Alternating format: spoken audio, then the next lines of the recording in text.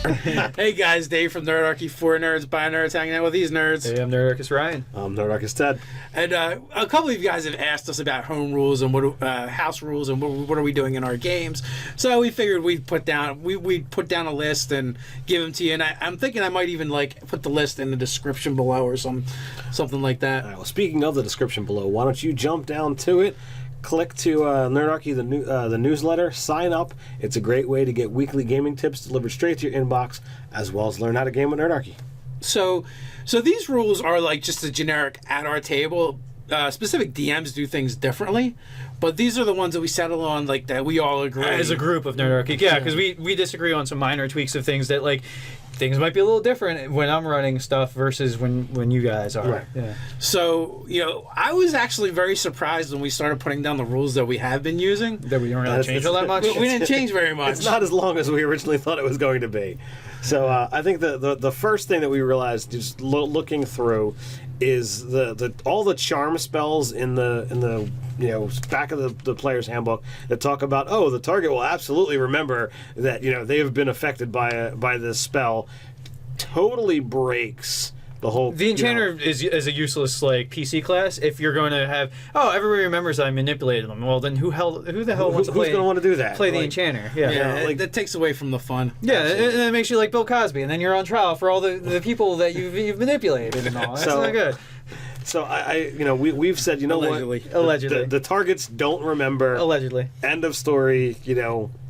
Take that out of all of those enchantment spells, and now you've got things that you can actually do stuff with, and have long-term effects that are positive or negative depending upon whether it's against the PCs, for the PCs, whatever have you. It just makes it for a far more interesting situation. It makes the Enchanter playable.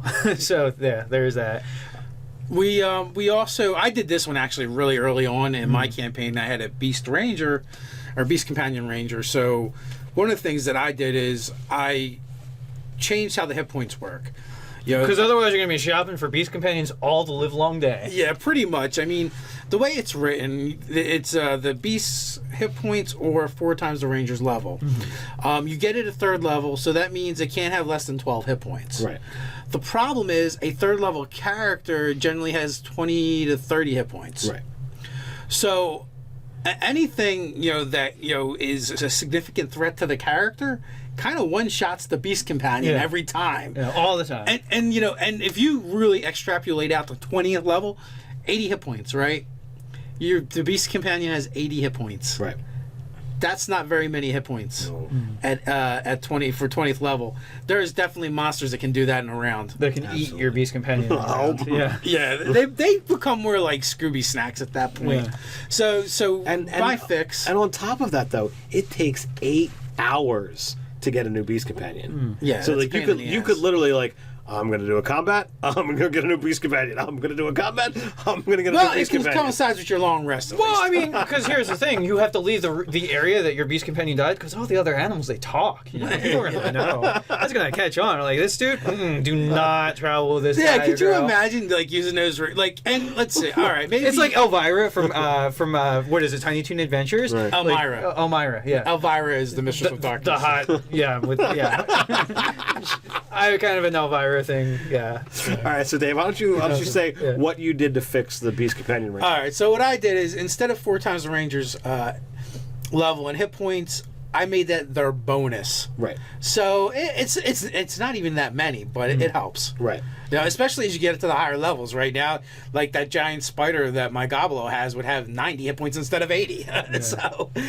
But early on, I think it helps out a lot. Right. And here's the thing too: if you're a DM and they're using their Beast Companion in battle, and you're not attacking that thing, you're doing something wrong. Right. You need to make it a threat. I dropped. They were actually fighting an evil druid, and one of its creatures actually dropped the spider. I had the evil druid actually heal it, just because he's evil, but he's not that evil. He still likes animals. He still likes animals. It's just people. I actually thought the druid was good, and it was like the goblins that like are just being crazy. He's like, you guys are assholes. I imagine that druid is being like good or neutral. So, well, he could have been, but I hadn't planned an insane druid encounter, and it just so happens that they were flinging squirrels. had done stuff that would make any druid go insane. Yeah. Well, the other thing you did with the ranger was you took away the shared actions. Right. Yeah, well, that's that we haven't gotten to that house rule yet. Oh. Well, I mean, but it Spoiler alert. But it dovetails most. It fits probably the best. Yeah, we could go that. Yeah. We did away with shared actions. Yeah. All right, so the spoiling has been spoiled now. Yeah. Just because, like, all right, yes, there's action economy, but it seems so stupid that your character is going to not do anything for their action so that their beast companion can attack. Like, that's a huge part of the feature for that character. Yeah. Where the paladin can cast a spell, summon a mount, and that mount is more effective. Yeah, absolutely. Because it has a 6 intelligence, meaning it can act on its own. Right. Yeah, so it makes way more sense. Sometimes you have like a crappy, weird, like scorpion. And if you compare it to, the hunter ranger, like their sheer damage potential, stacks up against most animal companions that the ranger can get, without a problem, without having to lose your ability to act. Right. Yeah. So it totally makes sense. With that, next. Yeah, so we're going to talk about free actions. We're bringing them back. Yeah, so there's certain things that require technically a bonus action to use, but that's silly. Like the weapon of speed, right? It's a weapon of speed. F you, it's magic, right? It should just be able to... But if you're using 2 short swords and you have a weapon of speed... You can attack an extra time with that weapon of speed. Or you say one or the other. Or the offhand. So, but my weapon of speed... yeah. So... Yeah. So it's like, I'll toss the second short sword to pick up a shield. Yeah. Because the second sword is not going to do squat for me. It's the exact same thing. So, yeah, we've amended that. If you're using the weapon of speed in your primary hand, you're actually going to get your stat mod to damage... as opposed to, with the offhand, unless you've got, the actual feat to go with it. The investment, yeah. Well, and so we can also talk about the usage of Cleave, right? That's where you're going to go next. Yeah, so we also, in my game, I've been doing it where if someone, if a character has taken the feat and to get Cleave, when they cleave, I don't require a bonus action. I've been letting it slide a lot of times. Yeah, I wasn't even really thinking about it or too aware, but like my paladin in your Urban Dark game that maybe we'll get back to playing someday, hopefully. But like he casts spells, which is a bonus action for a lot of paladin spells. But I also have Cleave, like he's there to like wreck shit, so basically I've been cheating every time I've been casting a spell and cleaving, because technically by raw you can't. We've formalized it and made it legit and on the level. So for I'm our good. games, yeah. So as of now, Ryan's no longer cheating. Yeah, exactly. I just feel like if you're putting that heavy investment in, instead of a stat bump, you're investing in the feat. So and it's it takes specific circumstances, so it doesn't happen all the time. I'm okay with it. And to me it's more fun that way. So I'd rather have the players be able to be more heroic. We also Chaos Sorcerer. This is really new. Ryan's Chaos Sorcerer just got high enough to get Bend Luck. Well, I'm gonna level into it, but it's a pretty new ability. Yeah. So the problem with Bend Luck is you can cost 2 sorcery points to change the outcome of a die by a D4. Right. In one direction or the other. Yeah. Right. Yeah. And, I mean, the good thing is it's a reaction, but it's just it's got a swing mechanic that like it could be a 1 and maybe I shouldn't have used it at all. Yeah, I mean, you could have used distance spell, twin spell. Like, there's a lot of other options you could have done instead. I mean, twin spell, I mean, you're twinning up to a 2nd level spell for 2 points. Yeah. Which is significant. That's a double Melf's acid arrow to the face, yo. Or a 2nd level chromatic orb twice over, and that's a crap ton of damage too. Yeah. And especially like you made your Arcana check and it's vulnerable to this thing, and you can make it any energy type. There you go. So for an extra point, I think you get a double haste at your party. Yeah. So there's just so many better options that we decided to change it, make it more appealing to use, and basically what we did is we put it on par with bardic inspiration. It still costs 2 points, but it's, you know, for whatever level the sorcerer is, the bardic inspiration die is what we're using to replace So it. it starts off automatically at a 6 or an 8 and can. I think it's a D8, right? And then so you're already potentially doubly as good as the by raw Bend Luck. And also too, we should mention that we were experimenting at first with making the Bend Luck A point. as written, but 1 sorcery point. Now the interesting thing that sort of happened is I would pretty much be willing to use it like every round if it was like a relevant thing. Like if a party member failed to save and it was pretty close, I'd be willing to, like, you know, if they were within 2 points of passing, I'd be willing to spend It's it. a 50-50. Yeah. Well, now I feel like it's, you know, because you're going to have such a swing. That's like, all right, am I going to gamble? Let's gamble. I mean, for the chaos sorcerer, absolutely makes sense. Yeah. So- I think it makes it more interesting as well. You're going to entice those characters to spend those points to take on bets. it. To take bets. You know, like, all right, I'm at the craps table. What do you got? What do we got?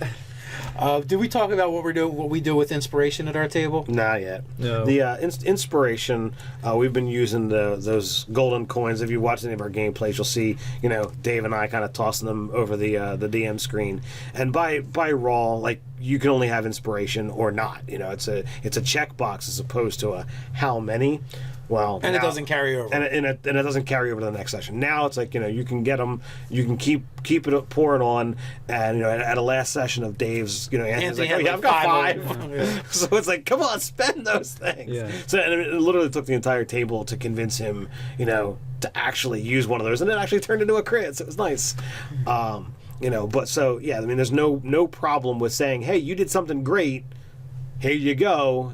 And oh, it's the end of the session. Never mind. Because like, what happens in the last 5 minutes if somebody does something great? So here's the thing that I would like to put out there too that we didn't even pre-discuss: the idea of, so say you're going to play a 4 to an 8 hour session, whatever your gaming group gets up to. Like, why not just throw out an inspiration for everybody to use that? Like, here's permission to potentially edit things to do something cool at least once per the session of the game, even if they. I had thought about it, like, Yeah. you know, because in 3rd edition they had action points, Yeah. which worked a little different. Milestones, yeah, it worked off of. And well, it was different things you could do with it, I think. And also, like in a game like Mutants and Masterminds, you also had hero points where you could, one of the things you could do was edit the scene. Yeah. Right.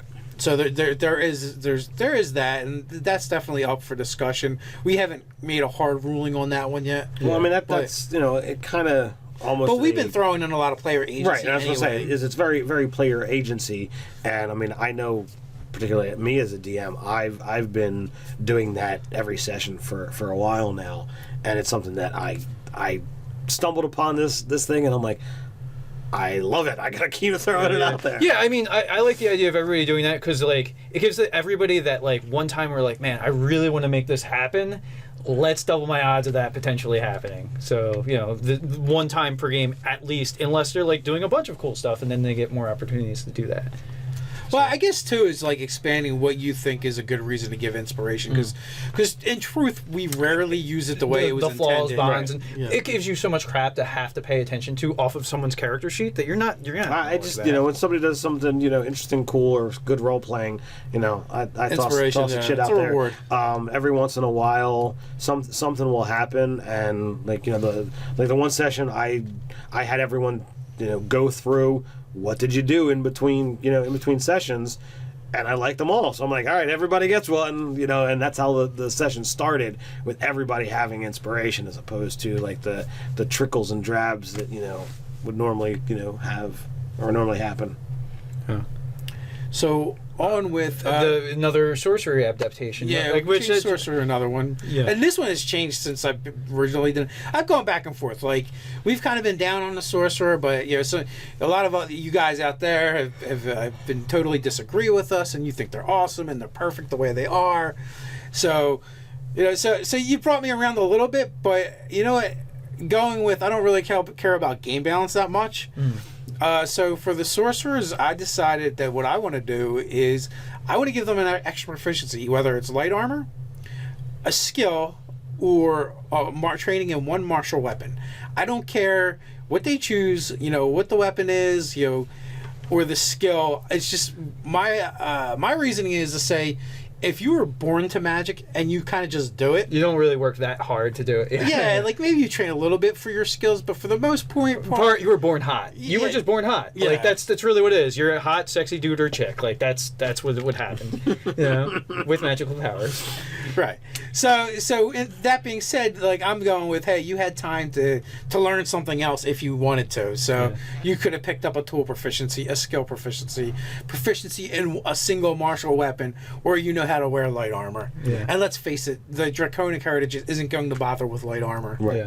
Yeah. You have a die 6, so if you want to have proficiency with a martial weapon, you can. But the thick of combat is probably not the best place to be. Yeah. Unless you're a Hell Dwarf draconic sorcerer. Then you're like a tank. Yeah. Well, yeah. But so I mean, the one thing I will say, like I feel like as of hitting 8th level, that my character is starting to hit a power stride. So like now I have more interesting options because you're so hurting for spellcasting capacity. Yeah. Like now I feel like I'm starting to able to do more interesting things and have options. The low levels were really tough because I felt like I kept defaulting to the same things because I didn't have many options. So Right. yeah, like so that's something to be said for the sorcerers. Like, all right, maybe they start to be interesting 8th level and up. Is really what tends to happen. Well, and then the other thing too is we don't run a combat encounter heavy game, so you're not really getting depleted either. No, that's the other thing too. Like most times, like I have so many of my resources still left. Towards the Varkarians, I kept like cycling through. Like every round, I was burning an action, bonus action to sack out sorcery points so that I can then use this to or sack out spells that have sorcery points to do things with. So yeah, but all right. So then we're gonna talk about magic item identification. So now we're requiring that you actually use the Right. the Like identify typically, spell. the way it says it in the book is that you can spend a short rest and do nothing but examining an item, and you can learn its properties.